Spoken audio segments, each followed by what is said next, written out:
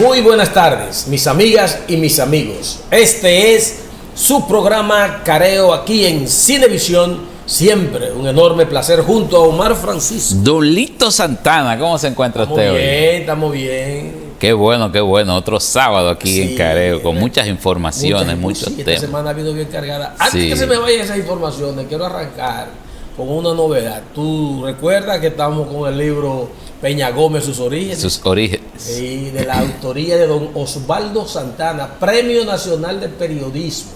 Así es. Esta tercera edición de este libro ha tenido una gran pegada. Así es. Y nos está reportando, alguna gente nos ha estado llamando de que no estaba en Centro Cuesta, que es el lugar original junto a la librería Hermano Solano, que fue ahí que se colocó en la ciudad capital. También está en Amazon, sí.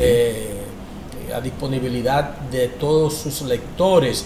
Pero nos están diciendo que no estaba, y fue así, se agotó. El libro se agotó, Solano. Una primera partida del libro. Exacto. Y vamos, y ya está disponible para todos los que quieran adquirir. Peña Gómez, sus orígenes. Muchísimas gracias, Manuel, por ese aporte. Esa es una tremenda portada del libro. Sí. Y es un tremendo libro sobre los orígenes reales de José Francisco Peña Gómez, que ha sido siempre un misterio para muchos en la República Dominicana debido a su vínculo con Haití, sí, a su exactamente, a su ascendencia haitiana. Y este libro abarca bastante bien, profundiza en una gran investigación sobre los orígenes de José Francisco Peña Gómez. La librería Hermano Solano, que es muy famosa aquí en la ciudad, está en la avenida Amin Abel Hasbun, número 11, eso en la zona universitaria. Sabes que la universidad siempre ha sido como un centro cercano, porque la Primada de América, y esa es una de las librerías más trascendentales de esa zona de altos estudios. Y en la librería Cuesta, que está en la avenida 27 de febrero con Abraham Lincoln. Exacto. La gente le identifica más con el supermercado nacional. Exacto. Ahí cercano. No, pero eso es un centro Cuesta nacional, porque ahí está la librería, la ferretería, exacto, el juguetón, el bebemundo. Todo, y una plaza exactamente de esta gente. Y ahí está el libro, que es lo más importante. Me llegó una información de un amigo cercano que compró su libro. Oye, ¿dónde está ese hombre? En Irlanda. Sí. Lo compró por Amazon. Y como una evidencia, ¿tú has visto esas películas que mandan fotos de prueba de vida? Sí. Que tienen que tener la fecha en la mano. Tenía una niña allá, en un lugar emblemático de Irlanda, diciendo que lo compró ahí vía Amazon. Aquí era el suyo también, Peña Gómez, sus orígenes. Y no hay que estar de acuerdo con el pensamiento de Peña Gómez, ni con los que han seguido sus ideas. No trata eso el libro. El libro trata de los orígenes de Peña Gómez. Eso es muy importante. Y yo creo que para el que está inmerso en la historia, para el que quiere saber de la vida de Peña, cuál fue la realidad, y las dificultades también para conocer los orígenes de Peña, porque el libro no es un libro tampoco que trata de ser un catecismo ni nada, no, sino que plantea toda la situación, el origen, habla con testigos, cómo se crió, dónde, la primera escuela, la familia, la mamá, de dónde eran, cómo caminaban, la última vez que se le vio, todo eso. Sí. Peña Gómez, sus orígenes. Así es. Bueno, Omar, un cambio importante en esta semana, cambiando ya de tema también. El jefe de la Policía Nacional, dicen director, pero la gente director. No se quita la palabra de jefe, porque cuando tú no dices que llame el director de la policía, la gente dice, yo soy amigo del jefe de la policía. Lo cambiaron. Mucha gente, no lo cambiaron por nada malo, ni castigando nada. No, lo cambiaron porque ya le venció el plazo. Lo debieron de cambiar en noviembre. La ley de la policía, la ley orgánica de la Policía Nacional, que se supone que es un instrumento para cumplirse, indicaba que él tenía que ser cambiado en noviembre del año pasado. Sí. El presidente Luis Abinader, que evidentemente se sentía bastante conforme y contento con Ramón Antonio Guzmán Peralta, entonces le dio hasta 3 meses de plazo, y luego de que lo retira, lo nombra como asesor en materia de seguridad ciudadana, y sale por la puerta grande, porque sale bien para los fines ya de orden. Y de su pensión después cuando esté más avanzado. Entonces, no, la pensión no es cuando esté más avanzado. La pensión es si no decide cobrar el salario el salario de como asesor, si es que Bueno, tiene como salario, digo, sino un asesor honorífico. Va a estar ahí en actividad. Y sale no con está un, pensionado, exactamente, está activo. y saldrá entonces ya con su pensión y con todo lo que sale un general de la policía Mayor general. retirado. Andrés Modesto Cruz es el nuevo jefe, el nuevo director de la Policía Nacional. Así es. Un hombre, me dicen que es muy técnico. Estuvo encargado en algún momento de los asuntos internos de la policía, conoce todos esos vericuetos y todas esas cosas. Y lo hicieron entonces mayor general para fines de que pueda ostentar ese puesto en la Policía Nacional. Y según me dicen, es un hombre muy apegado a los procedimientos científicos, investigativos y también de control de las tropas policiales, la conducta. Dijo, bueno, en el acto de cambio de mando que se celebró en la explanada frontal de la Policía Nacional, del Palacio de la Policía Nacional, Guzmán Peralta aprovechó para decir que él había asumido el cargo con la criminalidad, o mejor dicho, la tasa de homicidio en doble dígitos, y que la estaba entregando en un solo dígito, en 8 y pico. Es una forma de echar de decir que hizo su trabajo y de echarle una cuavita al que venga, un reto al que viene. El que viene lo recibió con mucha educación y le dijo que lo deje en buenas manos la policía, porque para nosotros los periodistas las palabras no son solo palabras, sino que también en la forma en la que se dice, cuentan una historia. Dijo Farideh Raful, la ministra de Interior y Policía, que viene siendo como la comandante en jefa de la policía. Que viene siendo, no, porque el comandante en jefe es el presidente de la República. Pero ya está cerca. Le dijo, dice que este señor, Andrés Modesto Cruz, ha estado bastante de cerca en la transformación de la Policía Nacional.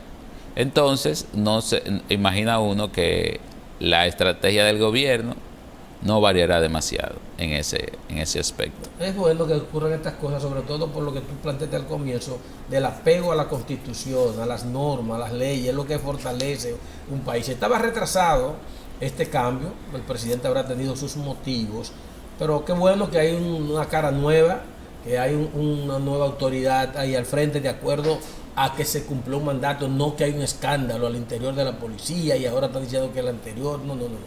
Fue un asunto de ley, y cuando se marcan esos cambios así dentro de los parámetros constitucionales, uno siente que el país se fortalece más.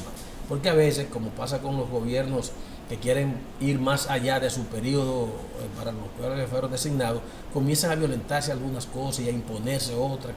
Pero si tú tienes un compromiso con la Constitución de la República y ese compromiso te manda a que tú debes hacer una sustitución y lo hace bajo ese criterio, está bien. Y nosotros le deseamos mucha suerte al nuevo incumbente, y que, como ha dicho la ministra, que es un hombre que está dentro del inside de las cosas de cada día, pues seguro que le va a ir. Sí, yo solamente quiero decir algo. Ciertamente, yo soy de los que cree que la percepción de criminalidad ha bajado en la República Dominicana. Claro, no dejan de ocurrir crímenes, delitos, asaltos, robos. Mire, se metieron en la casa del senador Félix Bautista el pasado jueves, y entonces eso quiere decir que la criminalidad continúa, que los delitos siguen, pero aún así yo creo que siempre hay que darle paso y cumplimiento a las leyes. Si ese señor tenía que salir en noviembre, ¿por qué sacarlo 3 meses después? Las leyes no es que sean camisas de fuerza, pero hay que cumplirlas. Sí, es así. Vamos a la pausa comercial. Regresamos con más en Careo.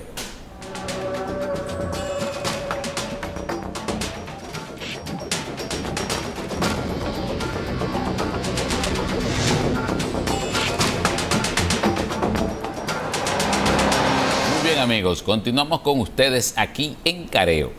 Bueno, don Lito, el ex candidato presidencial o dirigente político del Partido de la Liberación Dominicana, miembro del comité político, del comité político, del comité político. De Danilo, si te va a referir a Abel Martínez. Abel Martínez, exactamente.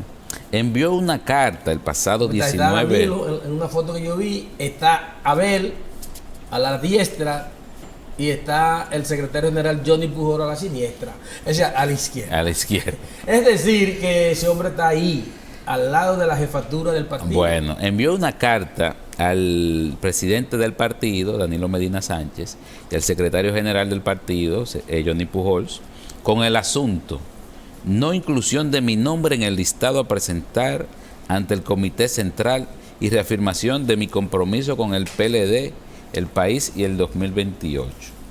En el que él básicamente lo que plantea es que no se le inscriba,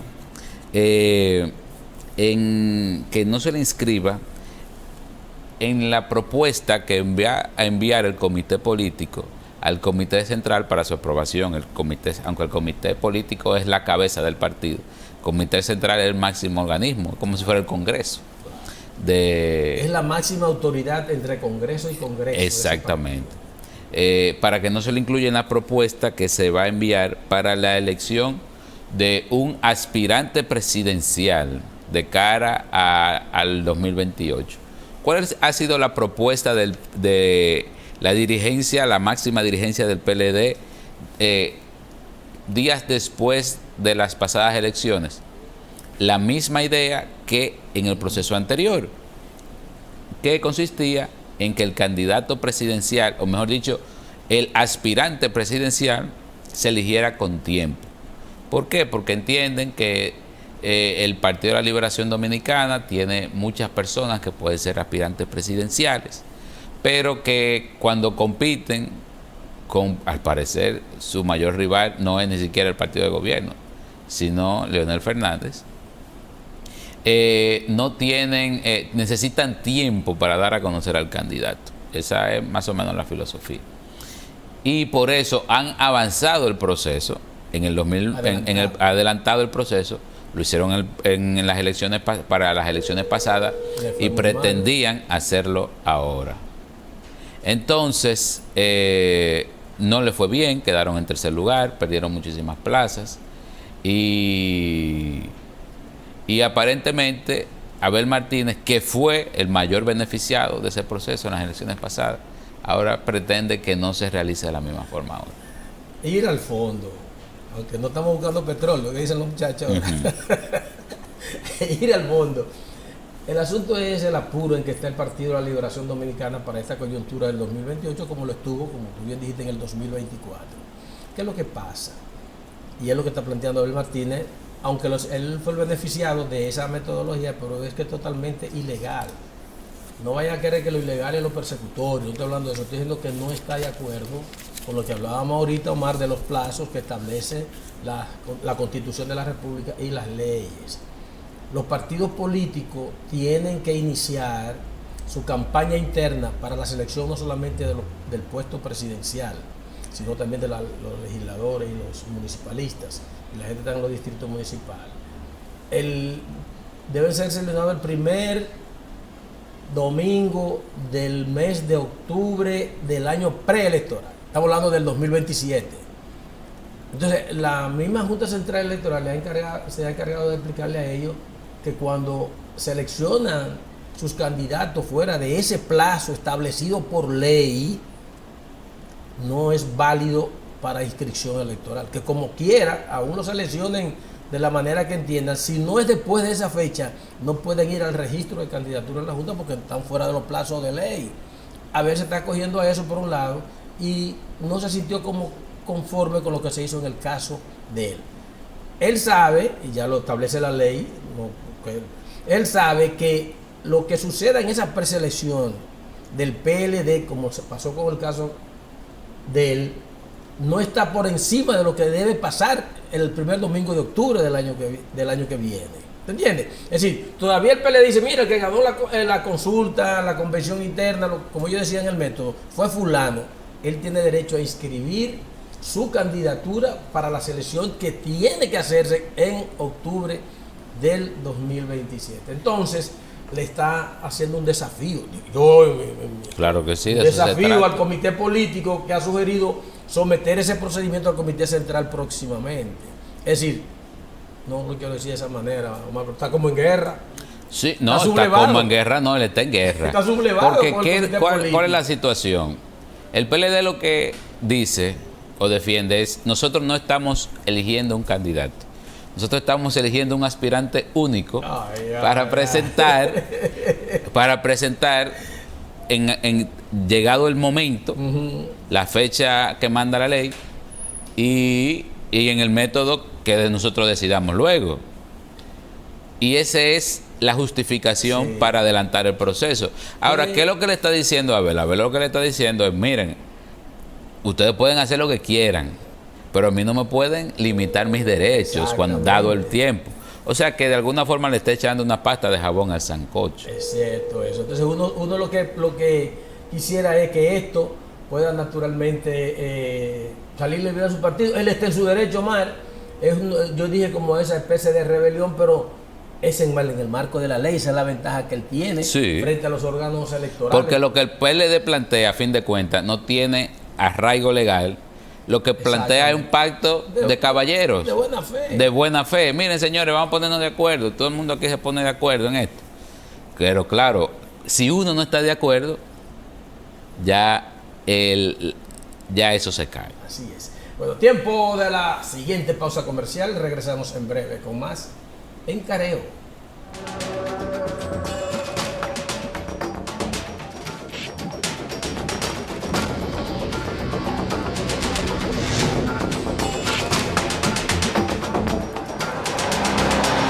Amigos, continuamos con ustedes aquí en Careo.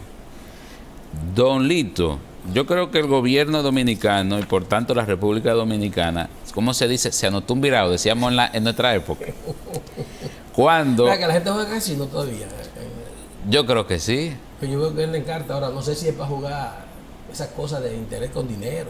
Bueno. O si es para ver la suerte.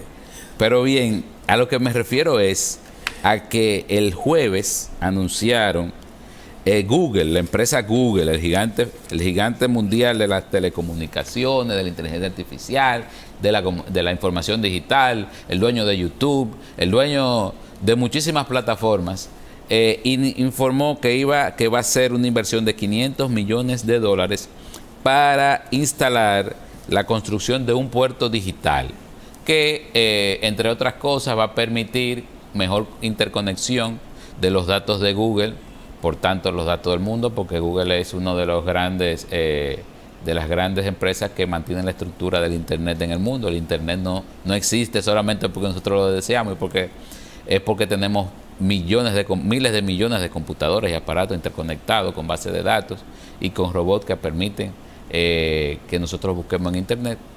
Entonces va a mejorar la infraestructura digital en la República Dominicana con esa inversión, que consiste en la instalación de un centro de datos, en la instalación de un centro con 2 cables que nos conecten con Estados Unidos de manera directa.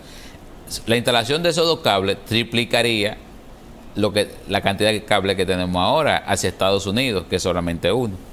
Entonces, y además pone a la República Dominicana evidentemente en el mapa digital del Caribe y de la región latinoamericana. ¿Por qué? Va a ser una especie de centro. Porque es una especie de centro que no solamente nos conectará a nosotros con Estados Unidos, sino que pudiera facilitar la conexión de América del Sur, Venezuela, Colombia, con Estados Unidos.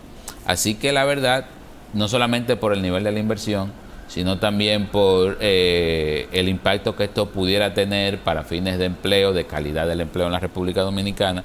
No voy a decir que ahora que se van a generar 40.000, 20.000 empleos por esa instalación, no, pero es una ventanita más que se abre para los técnicos dominicanos aquí y para las personas que se están formando en general. Sí, eso te iba a decir, no conozco mucho la tecnología, no soy un hombre tan bien enterado como tú de esas cosas, producto de tu trabajo y tu juventud, pero es como si fuera una antena de relevo en mayúscula, grandota, ¿verdad?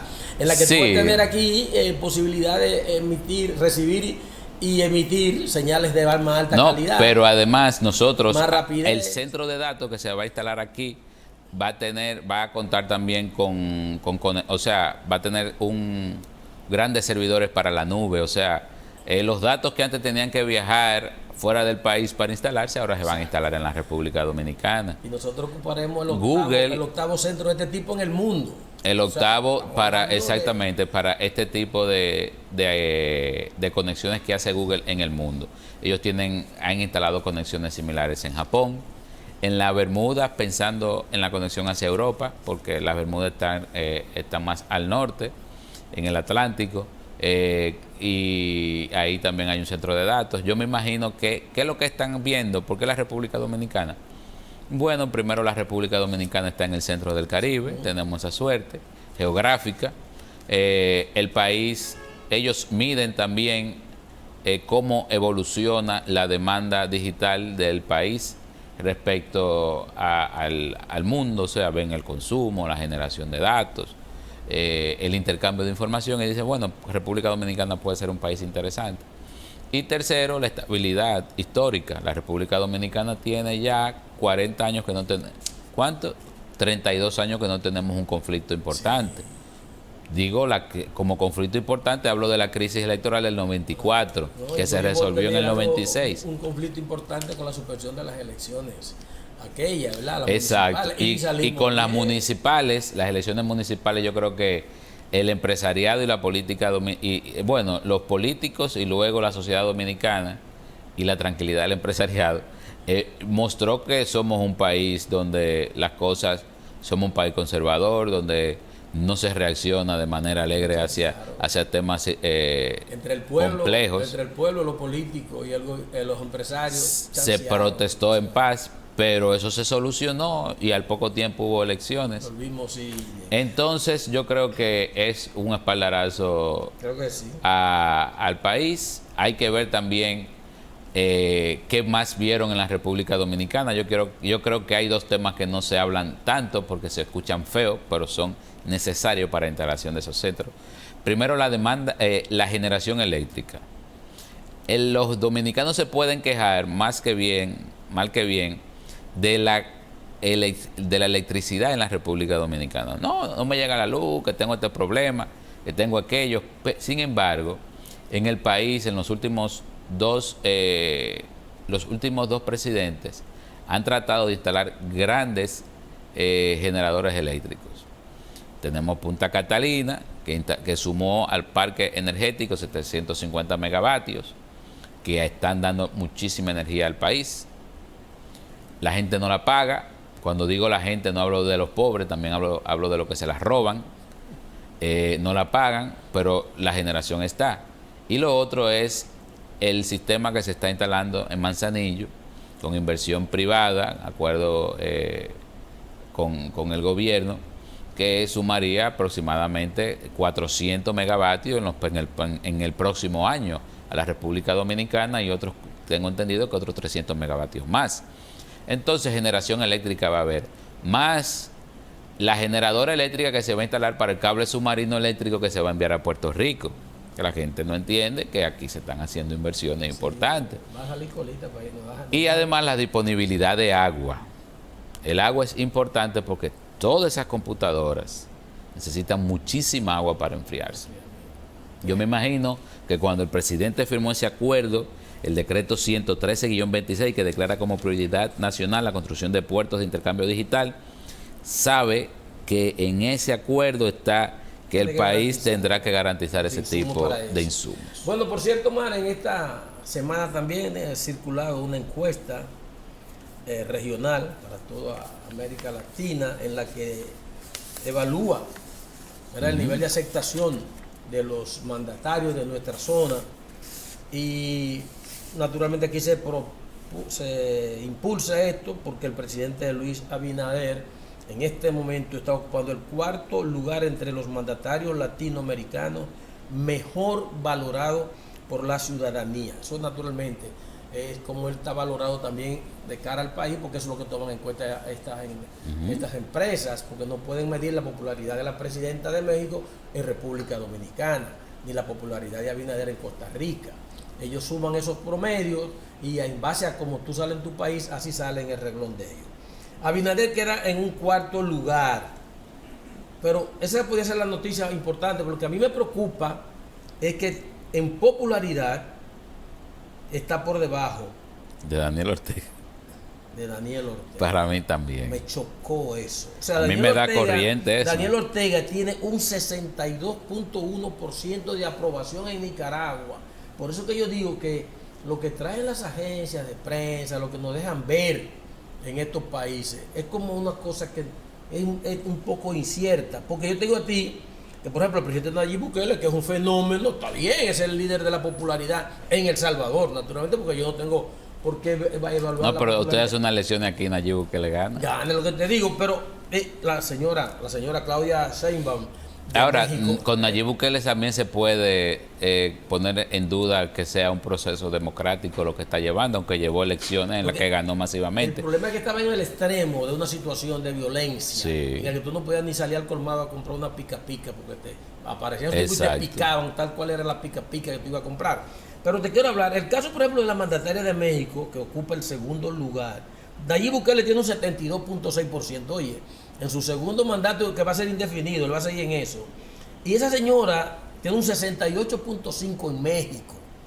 Y viene el caso de Daniel Ortega en Nicaragua, que él no solamente es un tipo vendido como dictador, ¿verdad?, sino que la segunda al mando es su esposa y son copresidentes. No es que era el presidente y ella es vicepresidente, es que son los dos presidentes. Y según lo que nos reporta para acá, eso es una cosa horrorosa, las persecuciones, que no fusilan a la gente en paredones, pero la persecución política. La persecución política y todo, pero ¿cómo? ¿Tú me estás entendiendo? Entonces, Abinader, en ese rango, está por debajo de esas tres personas, ocupando un cuarto lugar. ¿Me doy a entender? Entonces, yo creo que bien por nosotros, que tenemos un presidente que puede competir, hay otros más, como Lula, el presidente de sí, Brasil. Después viene Rodrigo Chávez, de Costa Rica, con un 53.2%, y Lula con un 49.2%, Javier Milei con un 46%, Rodrigo Paz, que acaba de ganar en Bolivia, sí, con 48.8%. Bueno, así es que yo creo que no sé qué está pasando en el mundo. Hay muchas situaciones políticas de otros países que uno no puede entender porque no está ahí. Ahora, ¿sabe qué pasa, don Lito? Que ocurre porque si usted pregunta por Maduro, Maduro no ganaba esa encuesta. Y Díaz-Canel tampoco en Cuba. Lo que a mí me parece es que los países, la gente ya no está creyendo en democracias, ya le importa, que le da igual que haya autoritarismo o no. Si ellos entienden o comprenden que le están resolviendo sus problemas, entonces lo favorecen. Y para los que creen o creemos en la democracia, es un llamado de atención. La democracia no puede continuar sirviendo solamente a los que tengan más recursos, a las personas que tengan más medios para defenderse, a los que no les solucionen problemas. ¿Cómo puede ser que, por ejemplo, que todavía... que haya problemas todavía de energía eléctrica, de que el agua no le llega a uno de manera constante, la misma educación? Entonces, los hospitales, exactamente. Estamos en el tiempo de la pausa, pero es muy importante lo que tú estás planteando, Omar. No es un asunto de que yo quiero el transporte cada vez peor. Democracia y libertad. Yo puedo salir a la discoteca y venir a la hora que tú quieras, pero no tengo que resolver un problema para mandarlo otro día al muchacho exactamente a la escuela. O si se me enferma, ¿con qué grupo lo voy? Claro. Si es una receta cara, ya se fuñó. ¿Qué le importa a la gente que uno pueda decir lo que le dé la gana por televisión si no le resuelven sus problemas? Así es, vamos a la pausa. Ese es un buen dato, porque a veces criticamos esas situaciones, pero en el caso de El Salvador, que tú no puedes hablar como hablamos aquí, o en el caso de Nicaragua, tiene una popularidad más alta que don Abinader, que sí te permite a ti expresarte hasta insultos y esas cosas. Y tiene mucho más tiempo en el poder, o sea que no es que una recién exactamente, no una inauguración, no, porque Chávez tiene relativamente poco tiempo. No es el Chávez fallecido. No, Rodrigo Chávez, es lo que quiero decir. Y el mismo Rodrigo Paz de Bolivia, ese señor fue los otros días que lo eligieron y ya tiene menos de un 40%, pero claro, creo que en Bolivia se elige con menos del 50%. Vamos a la pausa. Regresamos en breve con más en Careo.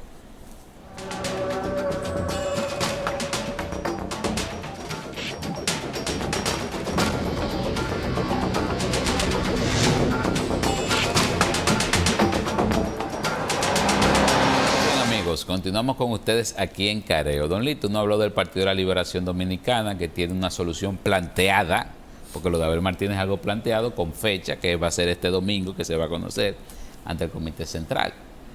Pero el pasado domingo, el Partido Revolucionario Moderno celebró sus 11 años, ¿verdad? Sus 11 años de nacimiento. Rápido llegó al poder. Sí, bastante rápido. Vamos a ver, el PLD surgió en el 73 y llegó en el... En el 96, 23 años después. Sí. El PRD se fundó en el 39, llegó en el 63, en el 62.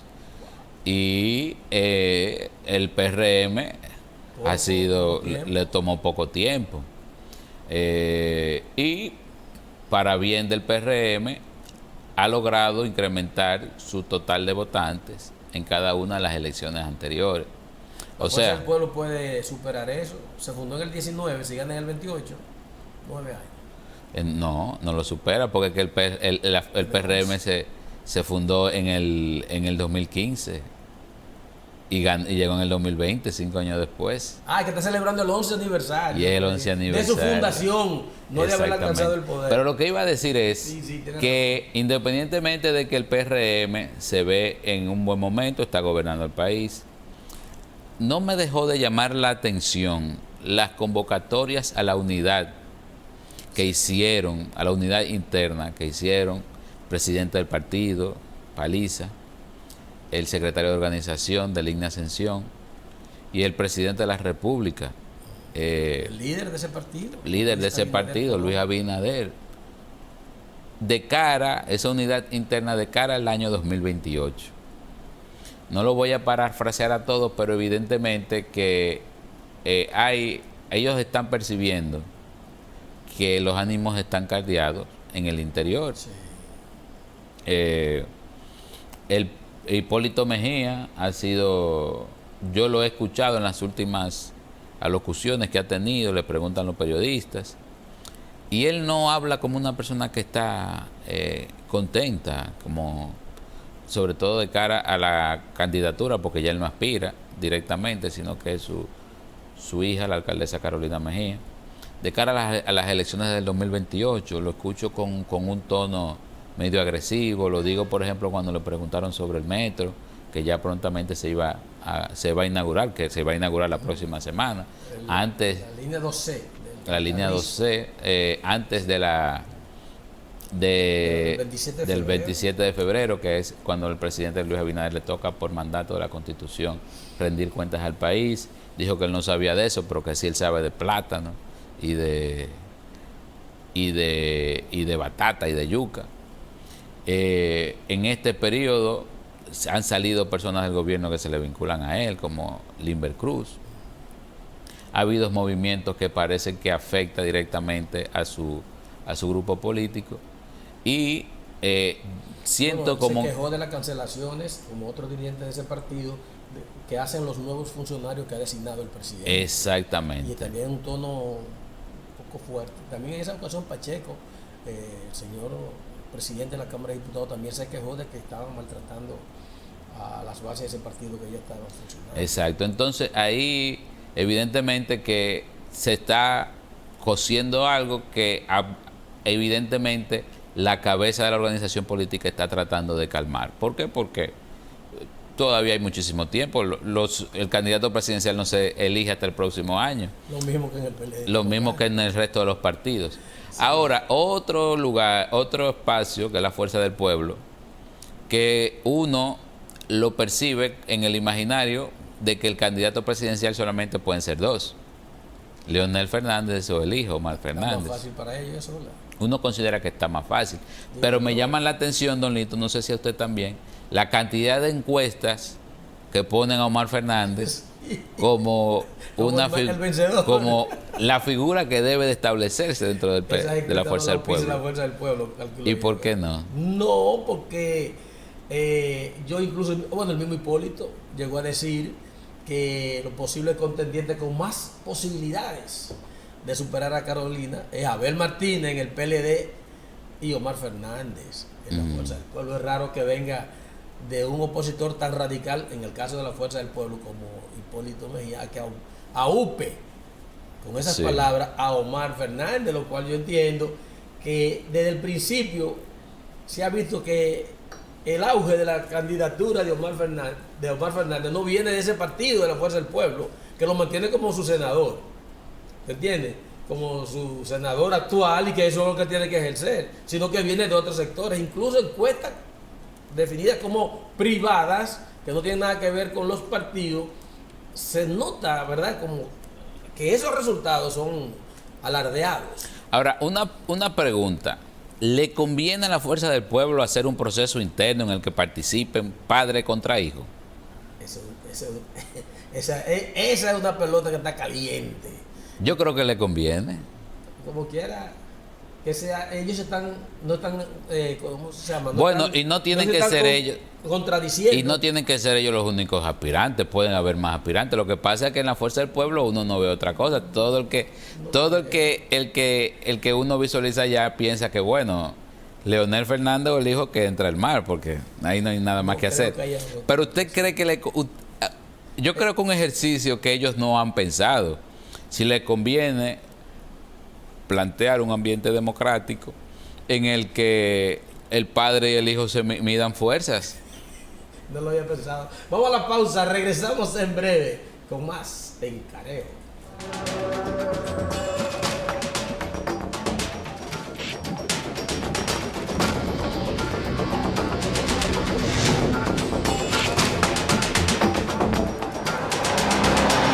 Amigos, continuamos aquí en Careo. Don Lito, el Tribunal Constitucional consumó la primera decisión, yo creo que judicial, en la República Dominicana, en el que una empresa admite haber pagado sobornos por $92 millones, pero no se encontró quiénes fueron los sobornados.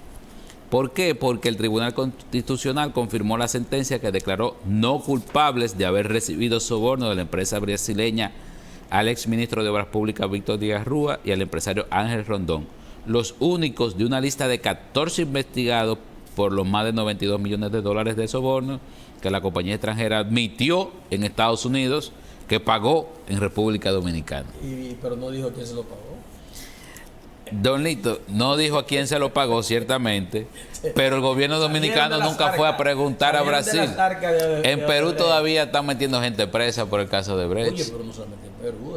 En Panamá. Eso fue una cosa. En Venezuela tampoco, pero en Venezuela se sabe lo que había.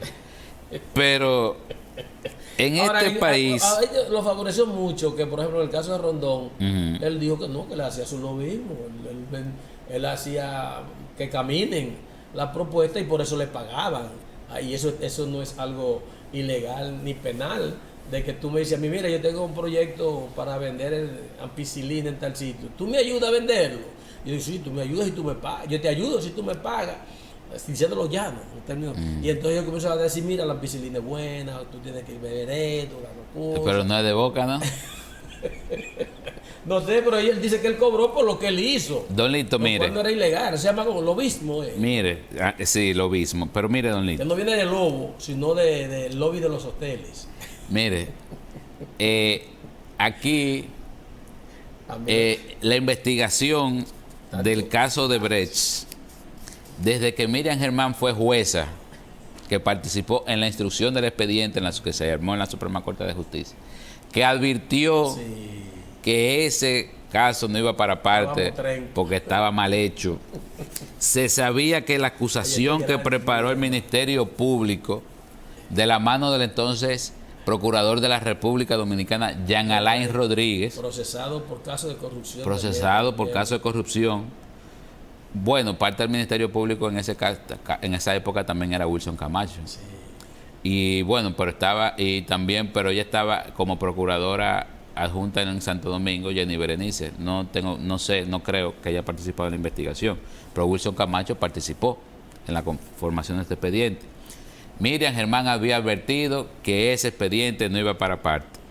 Y finalmente se confirmó un expediente en el que la verdad deja al país, no sé ya si mal parado, porque en algunos lugares donde se logró condena, los tribunales han quedado luego muy cuestionados. y se han puesto en duda, pero los jueces aquí, el tribunal, solamente fueron sentenciados en primera instancia, cuando se le condenó a Víctor Díaz Rúa por 5 años y al señor Rondón por 8 años de prisión. Pero luego todos los tribunales de ahí en adelante lo absolvieron. No culpable es inocente. No inocente. ¿Eh? No culpable es que no le pudieron probar la acusación. Entonces, eso es lo que significa no culpable. porque dice, pero eso es inocente. Y después dicen, es no culpable. Bueno, Como que hay algo ahí, Omar. Yo no soy un abogado y nada de eso. Ahora, la parte fea de esto. Y entonces, todo lo que sufrieron esa gente. sí. Los vendedores de rasuradoras perdieron los cuartos porque casi siempre se dejaban barbudos. Bueno, don Lito, bueno, la verdad Ay, es que República Dominicana, la verdad carajo, que el país no queda para No, mí, no. para mí el país no queda bien parado. Los jueces, yo Vamos a ver qué pasa no ahora. conozco a profundidad. Ya no pasa nada porque ya Bueno, fue constitucional. Pero vamos a ver qué pasa ahora con, ¿cómo se llaman los expedientes de ahora? Tienen nombre distinto. Ah, bueno, la medusa, el calamar, la cobra, el corales. 5G, los corales. Vamos a ver qué pasa con eso. Lo que vamos a ver lo que va a pasar el próximo sábado cuando juntemos ese programa. Ven acá, tú no estás de acuerdo. ¿Cómo se llama la cosa? Que se pone careta como de animales. Loteria. Loteria. Yo creo que esas personas son jóvenes a los que le falta cariño en el hogar. Ey, vamos a hablar de eso el próximo sábado. Eso está caliente. Ya lo saben, mis amigas y mis amigos, el próximo sábado, 1:00 p.m, aquí en Cinevisión. Si no vio el programa completo, vaya a YouTube, Careo TV, que ahí también está el programa completito. Hasta la próxima. Pásenla bien.